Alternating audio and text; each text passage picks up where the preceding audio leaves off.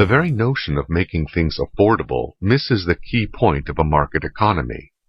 An economy exists to make trade-offs, and a market economy makes the terms of those trade-offs plain with price tags representing the relative costs of producing different things. To have politicians arbitrarily change the price tags so that prices no longer represent the real costs is to defeat the whole purpose. Reality doesn't change when the government changes price tags. Price control hides costs rather than reducing them. Hidden costs continue to take their toll, and it is often a higher toll than when these costs are freely transmitted through the marketplace. Less supply, poorer quality, and longer waits have been the consequence of price controls for all sorts of goods and services in all sorts of societies and for thousands of years of human history.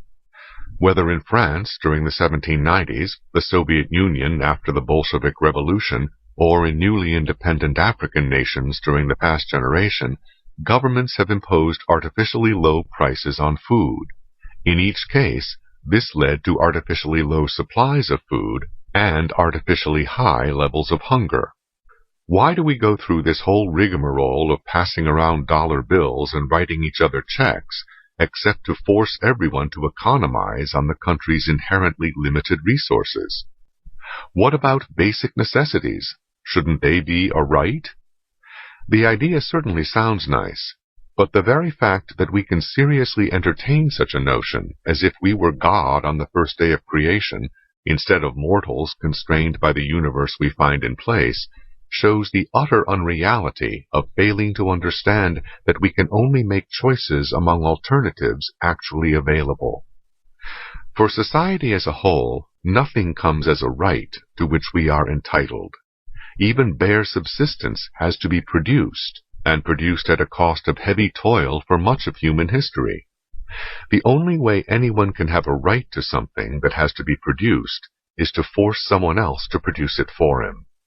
The more things are provided as rights, the less the recipients have to work, and the more others have to carry their load.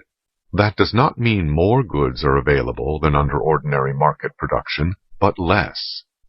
For the government to make some things more affordable is to make other things less affordable, and to destroy people's freedom to make their own trade-offs as they see fit in the light of economic realities rather than political visions. Trade-offs remain inescapable, whether they are made through a market or through politics. The difference is that price tags present all the trade-offs simultaneously, while political affordability policies arbitrarily fix on whatever is hot at the moment. That is why cities have been financing all kinds of boondoggles for years, while their bridges rusted and their roadways crumbled. Price fluctuations convey knowledge of changing trade-offs among changing options, as people weigh costs and benefits differently over time, with changes in tastes or technology. The totality of knowledge conveyed by the innumerable prices and their widely varying rates of change vastly exceeds what any individual can know or needs to know for his own purposes. How accurately these prices convey knowledge depends on how freely they fluctuate. The use of force to limit those fluctuations, or to change the relationship of one price to another, means that knowledge is distorted to represent not the terms of cooperation possible between A and B, but the force exerted by C. Looked at another way, the array of options people are willing to offer each other are reduced when force is applied to limit the level or the fluctuation of prices, and the array can shrink all the way to the vanishing point when the price is specified by a third party, if his specification does not happen to coincide with trade-offs mutually acceptable to entities contemplating transactions. Price fixing as a process cannot be defined by its hoped-for results.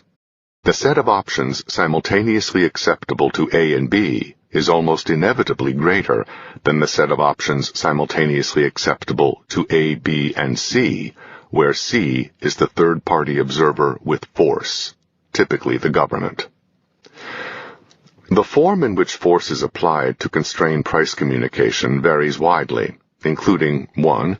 establishing an upper limit beyond which force will be applied, fines, jail, confiscation, etc., to anyone charging and/or paying such prices. 2. Establishing a lower limit. 3.